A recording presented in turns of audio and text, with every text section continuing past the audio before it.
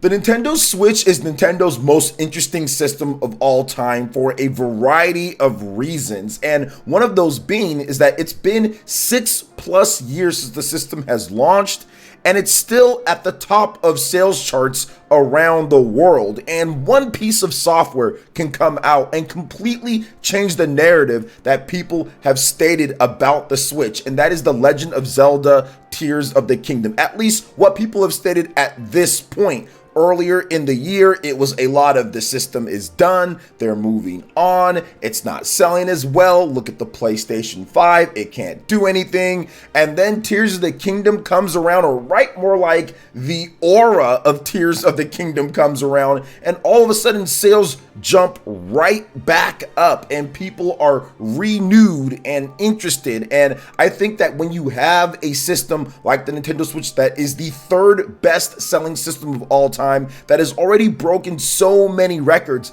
that's what essentially one piece of incredible software can do. And also, of course, renewed focus on marketing and getting the name out there. Now, I want to talk about something, how this all ties in is how Nintendo had its best ever selling June in Japan 6+ years after the system launched, which is just an impossible thing. It's just crazy to see that a system can actually do that. And the mainstream media is actually starting to catch on a bit here. Video Games Chronicle did a write-up about it, and I wanted to go over what they had to say, and it's into a few other things about this. But before we get into that, guys, what's good, everyone? OJ here. Make sure you hit that like button, subscribe if you're someone new, click that notification bell to get all of my videos first. And let's go ahead and jump right into what VGC had to say here. The Nintendo Switch has reportedly achieved its highest June sales in Japan. Now, according to the Nikkei, also shout outs to my man Stealth, who had the beat on this. They used his tweet for this article,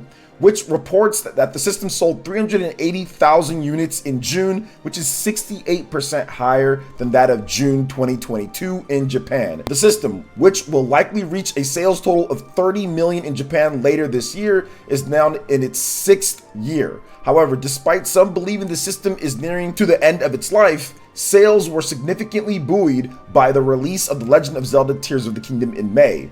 June also saw a Nintendo Direct, which featured the announcement of several new Mario titles for Nintendo Switch, which could have bolstered sales, though the sheer increase year on year is seemingly far outside a traditional post-Direct bump. The Nintendo Switch is likely to outsell both Game Boy and the Nintendo DS next year, making it the most successful console of all time in the region based on sales. While not impossible, the Nintendo Switch will also have to sell around 30 million more units around the world to dethrone the Nintendo DS and PlayStation 2 worldwide, each of which is reported to have sold around 155 million. In May, Nintendo reported a slowdown in Switch console sales, but suggested no new hardware will launch before April 2024. Now, following its earnings results in May, Nikkei Asia claimed to have been informed by a source close to Nintendo that work on the company's next console appears to be going smoothly. Quote, development seems to be progressing well, they said, but a product launch won't happen before next spring at the earliest. Now, Nintendo is aiming to sell 15 million Switch consoles this fiscal year, which will represent a 16.5% year-on-year decline. Quote, sustaining the Switch's sales momentum will be difficult in its 7th year, Nintendo President Shuntaro Furukawa said in a May earnings call.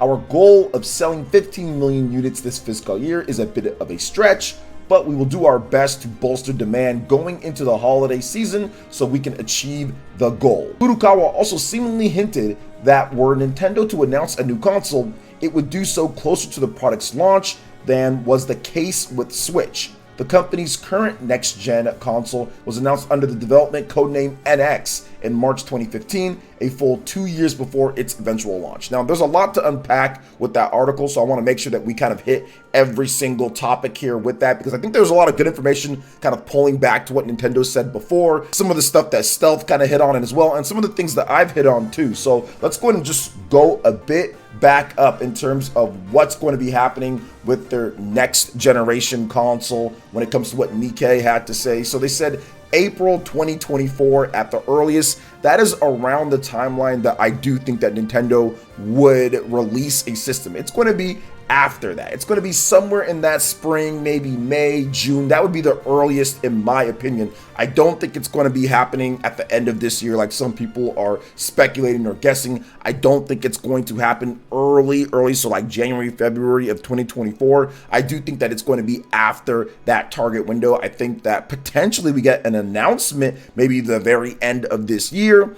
But once again, that might go against what Furukawa had to say, talk about how they're going to announce their system more closer to the launch of it. So maybe they announce the system like a few months before it comes out. Now, Nintendo did announce the NX well before the system launched. But once again, those were a very special circumstances, which VGC didn't put in here. Nintendo only announced the NX as early as they did, so people didn't think they were going out of the business of making consoles or making systems, because you remember, at that NX announcement, they announced their partnership with DNA for mobile. If Nintendo showed up to that business meeting or that press conference or all that and said, hey guys, look at all this mobile stuff, and the Wii U is currently failing and they don't talk about anything else, people would have speculated and ran wild with Nintendo is out of the console business. They're done. The Wii U killed their business and everything. So I think it was very important that they did announce the NX there so those articles wouldn't pop up. So that is the situation there. Nintendo has such a dominant system with the Switch. They can afford to really kind of play it close to the chest. They don't have to sit there and announce something at this point or rush out another system to the market when it comes down to it.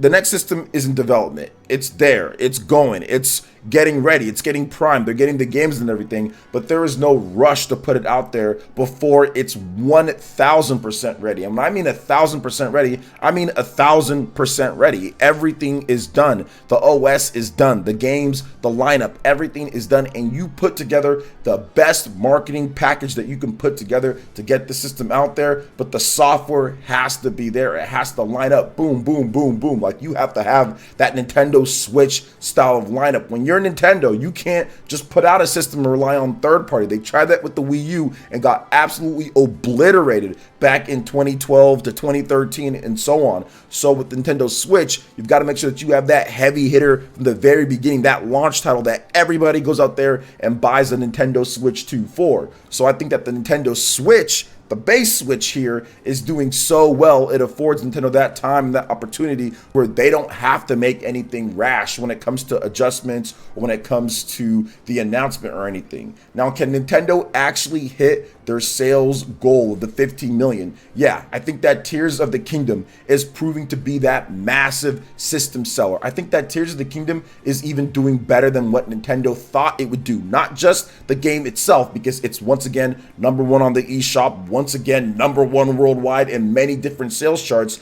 but the actual hardware sales. I don't think Nintendo thought that the boosting of hardware sales would be this high with this game. What we've been seeing since around March or so, the end of March, is that the Tears of the Kingdom effect has started to take over and it's revitalized things. It's literally shot things in the arm with a jolt of electricity that's boosted the sales considerably. We saw what Stealth talked about here with the Nikkei and the reporting with Japan. Boosted sales, completely obliterating the narrative that Nintendo Switch is done in Japan, and oh my gosh, look at the PS5. People that were reporting on PS5 sales beating out Switch are no longer reporting on it anymore. Many people have stopped talking about it at this point. So you saw what Tears of the Kingdom has done and is continuing to do. So things are definitely moving in a very unprecedented manner for Nintendo this late in the life when it comes to Zelda Tears of the Kingdom and what that's doing. And I can see Tears of the Kingdom continuing to actually have a massive effect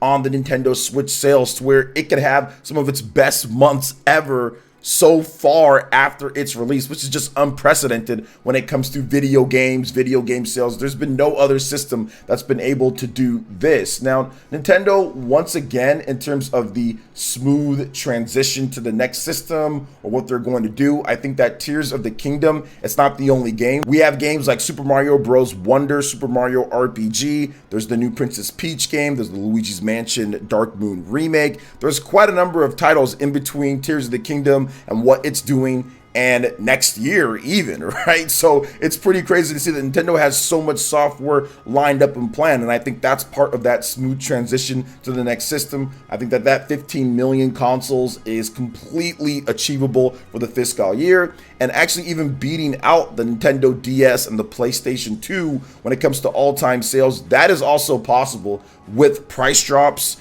and just Nintendo making sure that they still advertise or talk about the system, support the features. I think that if they price drop the system Switch in 2024, well after the Switch 2 is out, or right at that point they price drop it, I think you're going to start seeing people say, heck, I'm going to buy a second one, a third one, a fourth one when it comes to that. And they'll do that over the course of the next 2-3 years or so to help push the Nintendo Switch past the DS and past the PlayStation 2. We saw that also 30 million units in Japan, one of the best selling, if not the best selling system ever in that country. So it's going to be really cool to see how it all works out, because the dynamics of what Nintendo's doing with the Switch to me is evergreen. I think that people 5-6 years from now are probably going to want to get certain special editions or have them or collect them or see what's going on. I still think that the Switch can be a system that's relevant even after the Switch 2 comes out, no matter how great or whatever form that system is. But I think that there's a number of things that Nintendo's doing right with this at the end of its life. I think that it's working out really well,